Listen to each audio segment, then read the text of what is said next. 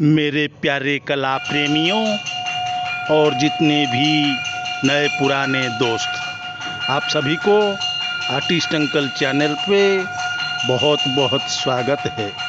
और artist uncle की तरफ से नमस्ते, सलाम, सत श्री अकाल। आज आर्टिस्ट अंकल आप लोगों के लिए लेकर आए हैं प्रोजेक्ट ऑफ ग्लोबल वार्मिंग। आप लोगों को पता होगा कि सारे विश्व भर में ये जो ग्लोबल वार्मिंग अभी चल रहा है, क्लाइमेट चेंज हो रहा है और पृथ्वी का ओजोन लेयर डिस्ट्रक्शन हो रहा है। उसके कई कारण है।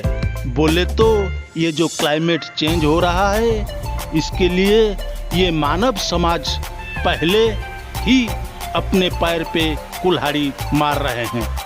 मतलब डिफॉरेस्टेशन के द्वारा क्लाइमेट चेंज हो रहा है। हम लोग जंगल को काट के साफ कर देते हैं, जंगल में आग लगा देते हैं और वहाँ बड़े बड़े केमिकल फैक्ट्रियाँ बनाते हैं, बड़े बड़े इमारतें बनाते हैं और बड़े बड़े गैस प्लांट वगैरह बनाते हैं, जिसके कारण हरा भरा जंगल जलकर राख हो जाता है और जितने भी एनिमल होते हैं सब मर जाते हैं। जानवरों का संख्या अभी धीरे धीरे घटता जा रहा है। और जो केमिकल फैक्ट्रियां बनाते हैं, इमारतें बनाते हैं और गैस प्लांट बनाते हैं, उसमें से निकला जो विषाक्त पॉइजनिक गैस वायुमंडल को प्रदूषित करता है और उसी फैक्ट्रियों से तरल विषाक्त केमिकल्स नदी नाला में छोड़ देते हैं, जिसके कारण जल भी प्रदूषित होता है। बोले तो फैक्ट्री पॉल्यूशन से भी क्लाइमेट चेंज हो रहा है और ये ग्लोबल वार्मिंग भी हो रहा है। और आजकल जितने भी व्हीकल होता है, उसमें से जो धुआं निकलता है वो भी वायुमंडल को प्रदूषित करता है, जिसके कारण वायुमंडल का ओजोन लेयर डिस्ट्रक्शन हो रहा है।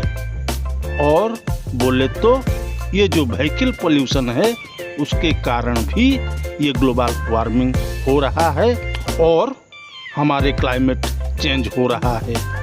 और आजकल देखा जाए तो ये मानव समाज प्लास्टिक पॉलीथीन का भी ज़्यादा व्यवहार करता है, ज़्यादा यूज़ करता है। ये जो प्लास्टिक और पॉलीथीन होता है, वो मिट्टी में सालों साल तक रहने से भी वो डिस्ट्रॉय नहीं होता है, जिसके कारण मिट्टी का उर्वरता घटता जा रहा है। और अगर हम उसी प्लास्टिक और पॉलीथीन को जलाएंगे तो भी वो डिस्ट्रॉय नहीं होता है। उससे निकलता हुआ जो विषाक्त गैस वो वायुमंडल को प्रदूषित करता है और उसको पानी में भी हम डिस्ट्रॉय नहीं कर सकते हैं और वो पानी को भी प्रदूषित करता है, जिसके कारण ये ग्लोबल वार्मिंग हो रहा है और क्लाइमेट चेंज हो रहा है। और एक मुख्य कारण है वोल्केनो इरप्शन। जो आग्नेय उद्गीरण होता है, उसमें से जो लावा निकलता है, उसमें से जो तरल पदार्थ निकलता है, जो विषाक्त गैस निकलता है, बोले तो कार्बन डाइऑक्साइड सीधे जाकर वायुमंडल को प्रदूषित करता है और पृथ्वी का ओजोन लेयर को घटाता है, जिसके कारण ये ग्लोबल वार्मिंग हो रहा है और क्लाइमेट चेंज हो रहा है। बोले तो पृथ्वी का टेम्परेचर बढ़ता जा रहा है और हमको खतरों से खेलना पड़ता है, तरह तरह की नई नई बीमारियों के साथ लड़ना पड़ता है। अगर हमें स्वस्थ रहना है तो पहले विश्व को, पृथ्वी को स्वस्थ रखना चाहिए।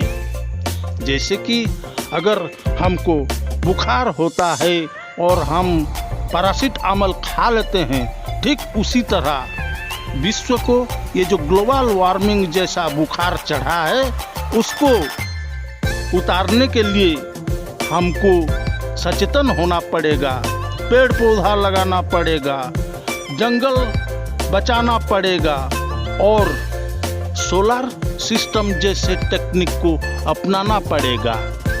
नो प्लास्टिक नारा लगाना पड़ेगा। बोले तो मेरे प्यारे कला प्रेमियों और जितने भी नए पुराने दोस्तों और स्कूल कॉलेज के छात्र छात्रियां, आप लोगों को पहले सचेतन होना पड़ेगा कि आज सारा विश्व कई सारे पॉइजनिक गैस केमिकल्स के साथ लड़ाई कर रहा है, खुद जल रहा है। अगर ये जलता हुआ विश्व को बचाना है तो हम लोगों को सचेतन होना पड़ेगा। और अभी चलो देखते हैं, मैंने जो ये ग्लोबल वार्मिंग का मॉडल बनाया हूँ उसमें कैसे dead animal, factory pollution, vehicle pollution, volcano eruption और डिफॉरेस्टेशन जैसे कारण दर्शाया गया है। आप लोग देख रहे हैं। तो मेरे प्यारे कला प्रेमियों, ये जो आर्टिस्ट अंकल है उसी चैनल को अगर आप नए नए देख रहे हैं तो प्लीज़ लाइक कीजिएगा, सब्सक्राइब कीजिएगा और अपना कमेंट भी देना ताकि मैं आगे और अच्छा मॉडल बना सकूं और आप लोगों के पास पहुंचा सकूं।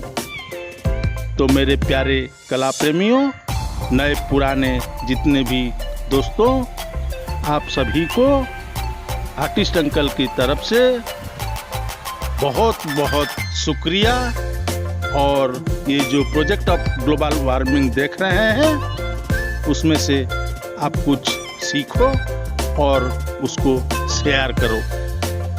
जय हिंद।